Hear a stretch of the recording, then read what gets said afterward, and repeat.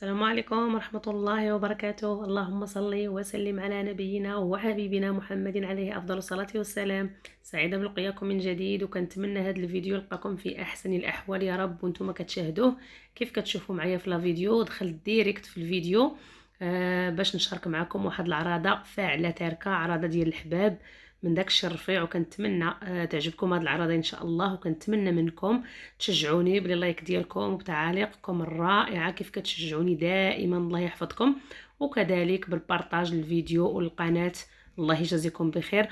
وإلا كنتوا اول مره كتزوروا هذه القناه هذه، ما تنسوناش بتشجيعاتكم لينا. الله يجازيكم بخير. ما تنسوناش بالاشتراك في القناه، وكذلك تفعلوا زر الجرس باش دائما يوصلكم الجديد ديالنا ان شاء الله، ودائما يوصلوكم الفيديوهات ديالنا. كيف كتشوفوا معايا، كيف قلت لكم دخلت ديريكت في الفيديو باش ما نطولش عليكم. كنهضر معكم وانا سميتو كنشرمل الدجاج. كيف كتلاحظوا ما كنتش باغا نصور صراحه، نهضر معكم بكل صراحه، ما كنتش باغا نصور مع الزربه وداكشي، ولكن تندم معايا الحال في الاخر وقلت والله تنصور مع المشاهدين ديالي. ولكن لقيت راسي ديك الساعه طحنت شرمونه ديال الدجاج وقاديتها، ما صورتهاش معكم، وانا غادي نذكرها معكم دابا ماشي مشكل. كل حاجه ونذكر لكم شحال درت في القياس ديالها. عندي في العطريه ديال هاد الشرمونه ديال الدجاج درت معلقه كبيره ديال السبوله ديال الخرقوم عرق، وكذلك معلقه كبيره عامره ديال السكينجبير، والعبار اللي كنعبر به الملعقه ديال السبوله ديال السكينجبير كيف قلت لكم. ودرت النصف ديال الملعقه ديال الابزار، وضفت عليهم كذلك 5 الفصوص ديال الثوم حتى هما طحنتهم مع القزبر ومعدنوس.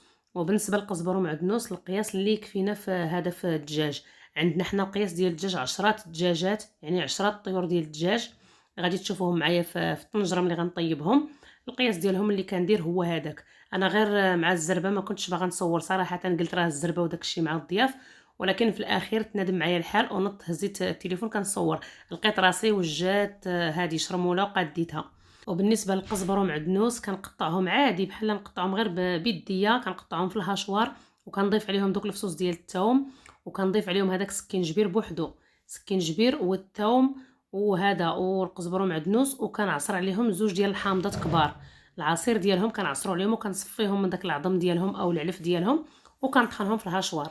وكنضيف عليهم واحد المصيره كامله، كنقطعها بالقشور ديالها باللب ديالها بكلشي ليها، كنطحنها حتى هي مع القزبر ومعدنوس. ومن بعد ملي كنطحن داكشي كامل كنخويه هنا في هذا البانيو او بول كبير، فاش كنشرمل هاد الدجاج ديالنا بهاد الطريقه هذه. يعني شرموله بسيطه وسهله، وكذلك كتجي لذيذه في الدجاج.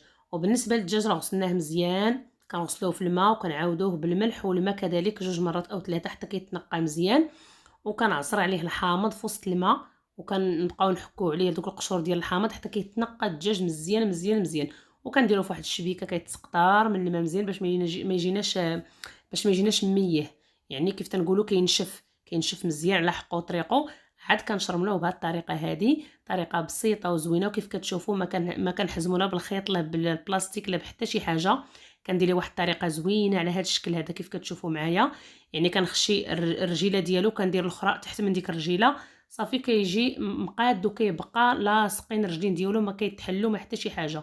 وبالنسبه للصدر كنتكوه بالسكين او بالموس بهذه الطريقه ولا بشي قتيب، كتكوه بهذا الشكل هذا وكتدخلوا ليه شرموله مزيان بهذه الطريقه هذه مع الحامض ومع المصير، راه كيتشرب وكيجي اللذه ما نعاودش لكم، كيجي مضغمر وكيجي ناشف على حقو طريقه. بهذه الطريقه كنشرملوه كيف كتشوفوا. وبالنسبه للعطريه ديال التشرميله او شرموله دابا نكتبها لكم في صندوق الوصف، نخليها لكم بالتفاصيل يعني في صندوق الوصف اللي بغى يدخل ليها. نخلي لكم العبار ديال الملعقه وداكشي كلشي كامل اللي درتو في شرموله. وبالنسبه للماء كنديروا القياس الماء في هذه في شرموله باش كنشرملوا الدجاج ديالنا، لانها كتكون خاتره وثقيله ما غاديش تشرمل لنا الدجاج كامل. ضروري كنضيفوا عليها القياس ديال 4 الكيسان او 5 ديال العنبه، كنكون دايره فيهم واحد شي زغيبات ديال الزعفران شعره، شي 5 زغيبات ولا 6 ديال الزعفران شعره، يعني الزعفران الحر كيجي رائع ما نعاودش لكم. وكذلك واحد الملعقه ديال السمن منزلي ديال الدار مصايبه هنا في البيت، حتى هو كنضيفه في هاد الشرموله هذه.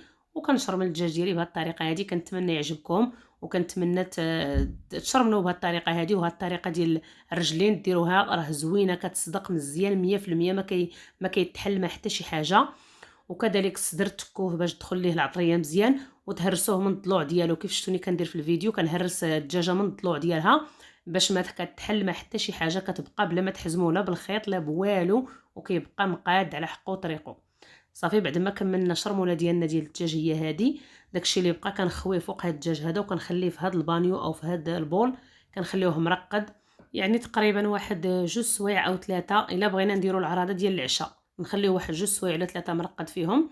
الا كنتو باغيين ديروا العراضه للغدا راه كتصايبوه بالليل وكتخليوه كيبات في شرموله، كيبات رائع وكيجي مشرمل وكيجي ريحته على مزيناتها. ومن بعد ملي كنخليو الدجاج ديالنا ديك 2 سوايع او 3، دزت هنا سلقت هذيك الكبيدات والقرنيصات حتى هما سلقتهم في واحد الكاسرونه، عصرت عليهم شويه ديال الحامض. الا ما عندكم الحامض كديروا الخل وكتسلقوهم بهذه الطريقه هذه وكتخليوهم على جنب. ومن بعد الدجاج ديالنا بعد ما كيتشرمل على حقه وطريقه حتى هو مزيان وكيتشرب العطريه، صافي دزنا دابا غنديرو في الطنجره اللي غيطيب فيها ان شاء الله.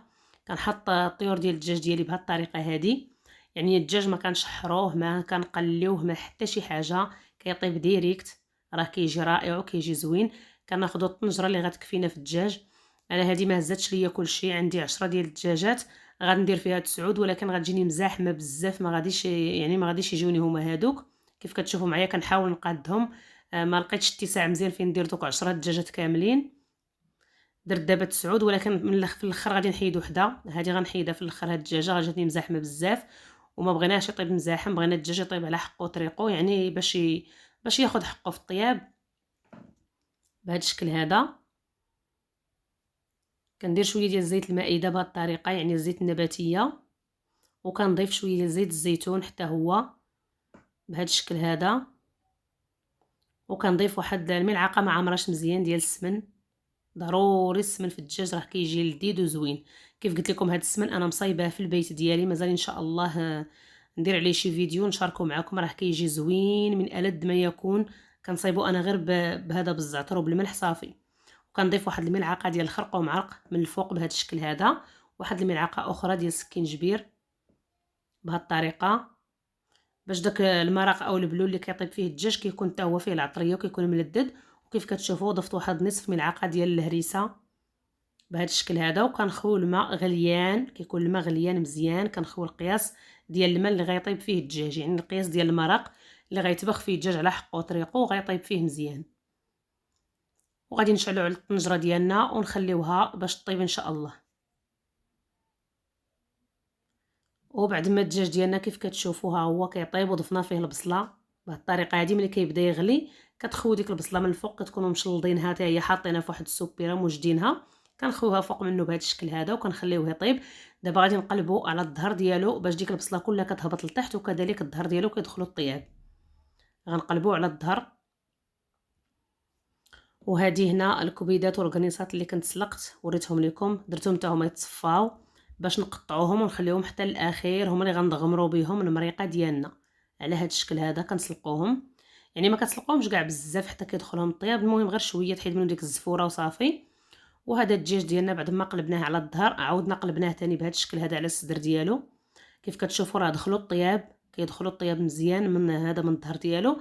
صافي كنقلبوه على الصدر ديالو باش كيطيب على حقه وطريقه بهذه الطريقه هذه. كنسدوا الطنجره ديالنا وغادي نخليوه وندوز معكم دابا اللحم. واللحم ديالنا هو هذا القياس ديال العراضه اللي عرضنا على الناس، القياس ديالهم حتى هما كنتقداو داكشي اللي يكفيهم. الحمات ديالنا هما هادو، كيجي زوين بزاف بزاف حتى هو. غادي نشرملو معكم اللحم، ضروري غنوريكم الشرموله ديالو شنو كندير فيه. غير الدجاج مع الزربه وداكشي. المهم ملي بديت كنصور الحمات ضروري غنصور معكم الشرموله ديالهم. كنهزهم غير بجنب في الطنجره هذه وغنصايب التشرميله ديالهم غير هنا باش نشرمل هاد الحمات هادو. عندي ملعقه ديال السكينجبير ماشي ديال السبوله، هاد الملعقه اخرى كنعبر بها. وعندي كذلك ملعقه ديال الخرق ومعرق. انا الخرق الملون راه ما كنصبش به ما حتى شي حاجه، ما كنطيبش فيه في داري نهائيا. كنزيد واحد النصف لان الخرق ومعرق زوين ولذيذ وكيعطي حتى هو اللون، ماشي ما كيعطيش اللون.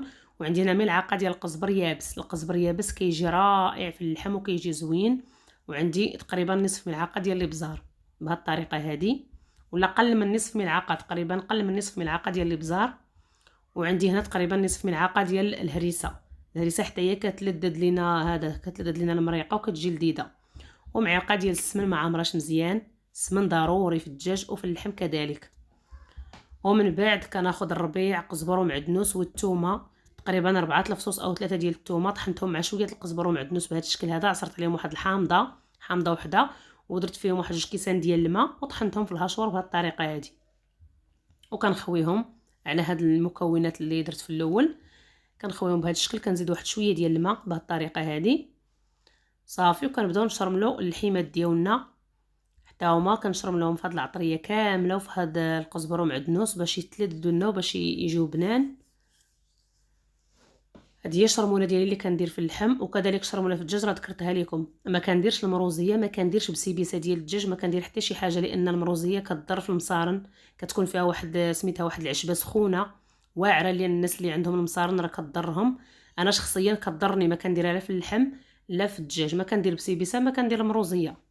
المهم هذه هي الشرمونه اللي كندير في اللحم ديالي. واحد المعلقه القزبر يابس، هذاك راه زوين بزاف بزاف بزاف، لا المعده ولا المصران كذلك، وكيلذذ لينا هاد المريقه ديال اللحم. بغيتو تضيفوه حتى في الدجاج ضيفوه، انا ما درتوش في الدجاج، درتو غير في اللحم. واللحيمات بعد ما شرمناهم بهذا الشكل هذا هما هادو. دابا غادي نديو الطنجره ديالنا باش نشعلوا عليها النار ونخليوها تغلي. والطنجره ديالنا بعد ما بدات كتغلي هي هادي، كنضيفوا شويه ديال الماء على حساب القياس اللي غيطيب لنا اللحم ديالنا، باش مابقاوش نضيفوا الماء نهائيا. من الاول كنديروا الماء الكافي اللي غيطيب لنا اللحم ديالنا او الدجاج ديالنا بهذه الطريقه هذه. وغادي نضيفوا البصله حتى هي حتى الفوق، عاد كنضيفوها من الفوق بهذا الشكل مشلضه حتى هي على حقها وطريقها، مشلضه رقيقه. وفي الاخير كنضيف زيت الزيتون وغادي نسد على الطنجره ونخليها طيب على حقها وطريقها. وكندوزو للدجاج حتى هو نطلعو عليه، كنلقاه طاب هو هذاك كيف كتشوفوا معايا. كنحيدو من الطنجره باش نديرو في واحد، نخليه في واحد البانيو او بهذا الشكل في شي بول، ولا كديروه في شي لاطه كتسرحوه فيها باش كينشف. المهم انا كنجمعو هنا ونخليه حتى نكمل الدجاج كامل اللي عندي مزيان. كتهزوه بهذه الطريقه وكتصفيوه من المرق اللي كيكون فيه، لان كيكون المرق مازال ما اختارش. المهم كيطيب الدجاج كنحيدوه، عاد كنختروا المرق ديالنا.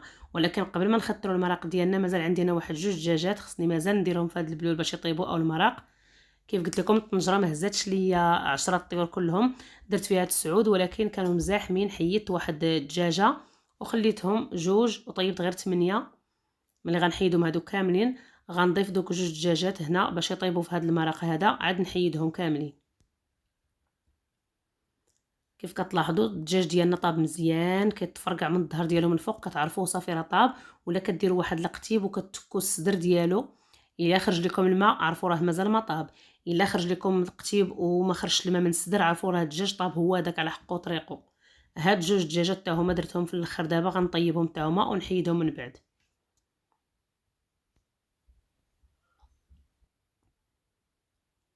وبعد ما كيطيبوا دوك الدجاجات ديالنا كنحيدهم حتى هما صافي. دابا غندير دوك العنيقات قطعتهم ديال الدجاج، قطعتهم مرصوات بهذا الشكل هذا. ودوك الكريسات هما اللي هزيت من وسط الكبده، قطعتهم حتى هما بهذه الطريقه. وغادي نرميهم دابا في هذا المرق هذا. والكبده كنخليوها حتى الاخر باش ما تخسرش لينا، كنخليوها حتى الاخير عاد كنضيفوها. غادي نضيف البصله كيف كتشوفوا معايا مشلضه رقيقه بهذه الطريقه هذه، حتى هي البصله كتدغمر لينا المرق وكيجي مدغمر وكيجي زوين. كنضيفها مع هاد القرنيصات ومع العنيق باش حتى هي كتذوب وما كتجيش باينه. ملي كتذوب كتجي لذيذه وزوينه. نحركهم بهذه الطريقه ونغطي الطنجره ديالي ونخليها طيب على حقها وطريقها حتى هي. وغندوز معكم عاوتاني الطنجره ديال اللحيمات.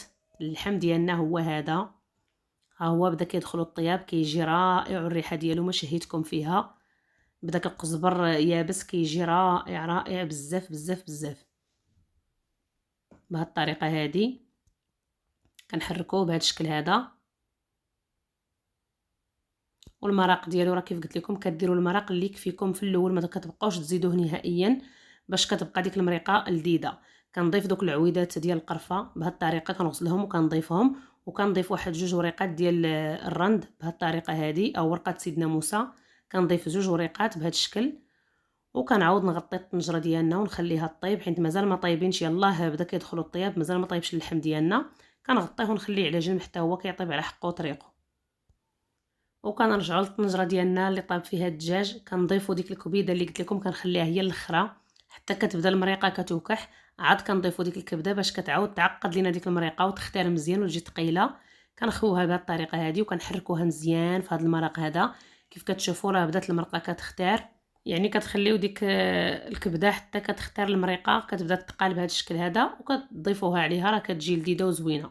وندوزو دابا للطنجره ديال اللحم، نطلعوا عليها حتى هي، ها هي كيف كتشوفوا المريقه حتى هي بدات كتقال واللحم ديالنا بدا كيطيب، يعني ما بقى ليه والو. غنطفيو عليه، كتقلبوه بواحد القتيب او شي موس ولا سكين، كتقلبوا اللحيمات ديالكم. ما خصكمش تخليو اللحم حتى يطيب بزاف، لانه ملي كتجيو تحطوه للضياف ما كتلقاو ما تحطوه فيه. المهم كيطيب هو هذاك، ما كيجيش طيب بزاف، ما كيبقاش تاني شاد بزاف. كيف كتشوفوا كنقلبوا بواحد الموس او سكين، كنعرف الطياب ديالو واش مازال خصو شويه ولا صافي. المهم هذا دخلوا الطياب مزيان، صافي غير شويه وغادي نطفي عليه ان شاء الله. يعني كيف كتشوفوا معايا صافي راه طاب، بقى لي شويه يختار ديك المرقه ونطفي عليه. وكيف كتشوفوا طفيت على الطنجره ديال هذا ديال الدجاج، ديال المريقه ديال الدجاج. صافي ها هي كيف كتشوفوا جات ثقيله هي هذه. غادي نخويها في واحد طنجره صغيره او غاميله ولا كوكوط ولا اللي كانت، المهم الطنجره تكون صغيره. كنجمعوا فيها ديك المريقه وكنخليوها فيها. صافي الطنجره الكبيره كنحيدوها، ومن بعد كنستفوا الدجاج ديالنا في واحد اللاطه بهذا الشكل هذا. كيف كتشوفوا ها هو بدا كينشف، يعني ضروري خصو ينشف على حقه وطريقه، عاد كنحمروه. المهم غنستفوه في هذا اللاطه وما غاديش نحمروه حتى كيدخلوا الضياف ديالنا ان شاء الله. عاد نحمروه باش يبقى سخون، وكتحطوه يعني باقي سخون، ما تحطوش زعما الدجاج يكون بارد. كنستفوه بهذه الطريقه هذه في اللاطه ديال الفران اللي غيدخل ليها، وكنخشيوه في الفران وكنخليوه. ما كندهنوه بالزبده والهريسه حتى كيدخلوا الضياف ديالنا ان شاء الله. عاد ندهنوه بالزبده والهريسه، كندهنو انا بالزبده والهريسه، كتجي فيه لذيذه وكيتحمر كيجي زوين. وهنا خديت شويه ديال اللوز كيف كتشوفوا معايا حتى هو غنسلقوه. كيف كتلاحظوا باش نزوقوا به اللحم ديالنا، كنخويو عليه الماء طايب بهذه الطريقه ونخليوه على جنب حتى كيرطب داك القشور ديالو. كنفسخوه ولا كتسلقوه تشعلوا ليه النار، المهم كديروا ليه هذه الطريقه راه زوينه. وهنا عندي واحد التخليطه ديال الزبده والهريسه، كيف قلت لكم غندهن بها الدجاج ديالنا. كنخلطها مزيان بهذه الطريقه، كندير تقريبا واحد نصف ملعقه ديال الهريسه، واحد 2 معالق ولا 3 ديال الزبده اللي كندهنوا بها، وكنخليوها بهذا الشكل هذا. وهنا عندي البيض ديال السمان، حتى هو غنزوقوا به اللحم ديالنا، حتى هو كنقشروه على اتساع وكنوجدوه وكنخليوه في واحد الكاسروله. وهنا عندي واحد التخليطه حتى هي ديال الزيتون مقطع خضر والهريسه. كاين الضياف اللي كيبغيوها كيغمسوا بها، كتجيهم يعني زوينه. الحار مع الدجاج كيجيهم زوين. كنعمروا به الحامض بهذا الشكل هذا باش كنزينوا به الطبق ديالنا ديال الدجاج، كنحطوه من الفوق كيجي فيه رائع وكيجي لذيذ. كاين الناس اللي ما كيبغيوش هاد الطريقه، وكاين الناس اللي كيبغيو الحار نحطوه حنا وصافي. اللي بغاه كياخذو، اللي ما بغاش راه ما كياخذوش. المهم كنخليوه في هذا الحامض هذا، باش اللي ما بغاش كيخليه هنا مجموع، ما كنخلطوش مع المرقه. المهم كتوجدوا هادشي كله على اتساع باش ما كتضعقوش مع الضياف ديالكم، وكتصايبوا داكشي على حقه وطريقه، ما كتكونوش يعني ما كتكونوش مزروبين بزاف. هذا اللوز ديالنا بعد ما فسخناه حمرناه حتى هو بهذه الطريقه هذه، غنخليوه على جنب. وهذه الصوينيه ديالنا اللي ما كتخطاش اي طبله مغربيه، ضروري من الصوينيه ديال الضياف على حقها وطريقه حتى هي كنحطوها. المهم كنقادو كل شيء هو هذاك، وكنقادو المجيمعات ديالنا حتى هما هادو المجامع، كنقول لهم حنا المجامع. كنحطو فيهم السكر واتاي، وكنحطو فيهم النعناع ولا الشيبه. هذه هرسنا فيها السكر ديال القالب. المهم حنا درنا ديك الطريقه ديال ناس زمان، الطريقه الجميله والرائعه ديال الزمن الجميل. رجعنا شويه للوراء باش نتفكروا جدودنا والاباء ديالنا. يعني كان الضيف الا جا عندنا ضروري كنعطيه وقته بالصينيه، وكذلك كنعمروا اتاي قدامه، ولا كنعطيو للضيف ديالنا شي الناس الكبار كنعطيهم هما كيعمروا. كتجي ديك الجلسه حلوه وكتجي زوينه. وهذه الحلوه ديالنا حتى هي ديال الضياف ستفناها هنا في البلاطوات وخليناها. عندنا هنا 5 تشكيلات ديال الحلوه كيف كتشوفوا معايا، وصطفناها حتى هي على اتساع وحطيناها بهذا الشكل هذا وخليناها. وجدنا الكويسات ديال الماء، وجدنا كل شيء على حقه وطريقه. كيف كتلاحظوا يعني اللي بغى يوجد الضياف ديالو خصو يوجد على اتساع باش حتى هو يعطي الوقت لراسو، وتجلسوا مع ضيافكم حتى هما تجمعوا معاهم وتلقاو راسكم نتوما مرتاحين، ما تكونوش يعني مدعوقين وكتجريو. هادو الكيسان ديال المناضه حتى هما وجدناهم على هذا الشكل هذا. المهم اي حاجه وجدناها على اتساع. وهاد اللعيبات هادو حطينا فيهم داكشي ديال كاسكروط كيف كتشوفوا معايا، فيهم الزيتون، فيهم الزبده، فيهم الكونفيتور، فيهم زيت الزيتون. اللي بغى شي حاجه كياخذها. المهم اي حاجه حطيناها على قدر المستطاع وفي المستوى، ونفرحوا بضيافنا ونجلسوا معاهم ونجمعوا معاهم كيف قلت لكم. كنستفوهم حتى هما بهذه الطريقه هذه، وكنحطوهم على تيساع. اي حاجه بغيناها كنوجدوها على تيساع باش ملي كيجيو الضياف ديالنا كيدخلوا كيلقاوكم سالين، وكيلقاوكم المهم الشغل ديالكم اللي صعيب حيدتوه عليكم. صافي هنا الكيسان وكلشي حطيناه على حقو طريقو ديال المناضه الحلوه ديالنا، كلشي هو هذاك. وهنا خدينا شويه ديال الباغيط او باريزيان او كومير، كل واحد كيفاش كيسميه. كاين اللي كيبغيه مع كاسكروط قبل ما نحطو العشاء ديالنا. المهم وجدنا هادشي كامل، وهادشي ديال الكاسكروط حتى هو كنحطوه مع الكليسه ديال اتاي وكنجمعوه قبل ما نحطو العشاء كيف قلت لكم. وكنوجدوا الديسير حتى هو ديالنا على تيساع بهذا الشكل هذا. كل حاجه كنغسلوها وكنمسحوها وكنقادوها ديال الديسير. عندنا كيف كتشوفوا عندنا الليمون والتفاح وعندنا الفريز، عندنا البنان، عندنا كذلك الكيوي.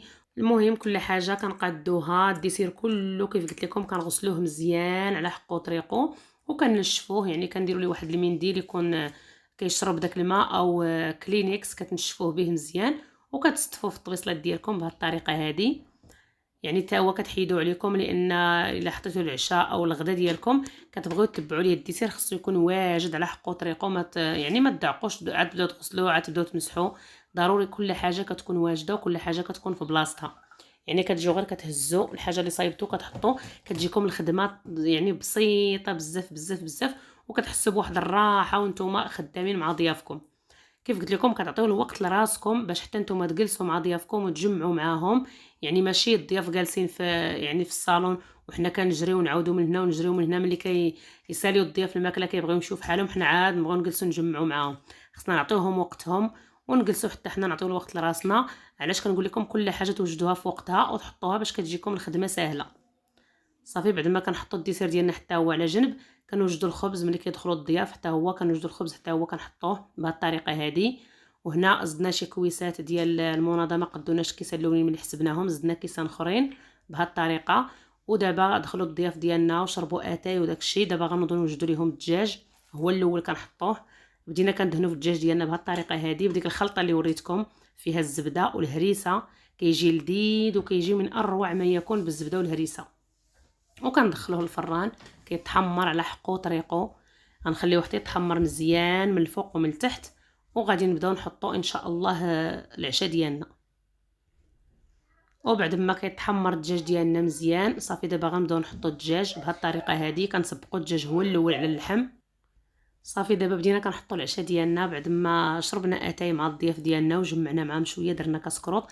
نضنا دابا باش نحطوا العشاء ديالنا ان شاء الله. كيف كتشوفوا حمرنا الدجاج على حقه طريقو تيبان محمر، واخا التصوير ديال الليل راه ما عطاش حقه مزيان. كيف كتشوفوا معايا التصوير ديال الليل ماشي هو التصوير ديال النهار، راه الدجاج جا محمر من اروع ما يكون. كنتمنى يعجبكم، وكنتمنى كذلك الطريقه ديال الطياب كيفاش طيبته تعجبكم كذلك. وكيف كتشوفوا دوك الرجيلات ديال الدجاج راه ما كيتحلوا ما حتى شي حاجه، ها هو كيبقى مجموع ما كيتحل ما كيترتق ما والو. يعني بلا ما تحزموه بالخيط او بالبلاستيك تبقاو معذبين معاه. خصكم تحلوا الخيط، خصكم هذه من الاحسن ديروها الطريقه هذه. كتخشيو الرجيله في الاول هي الاولى وكديروا وحده اخرى من تحت منها، هي كيف كتبان لكم في هذا في الكاميرا. يعني طريقه بسيطه وكيبقى شاد في راسو ما كيتحل ما حتى شي حاجه. وكنحطوا الضغميره ديالنا بهذا الشكل هذا. انا الضغميره ما نشفتهاش بزاف بزاف بزاف، لان الضياف اللي جاو عندنا كيبغيو يعني كيبغيو فاش يغمسوا كيبغيو الضغميره تبقى متلوقه شويه. كاين بعض الناس اللي كينشفوها، كاين اللي ما كيبغيهاش كنشفوها ليهم. والناس اللي كيبغيو فاش يغمسوا راه كل واحد كيعرف الضياف ديالو شنو كيبغيو.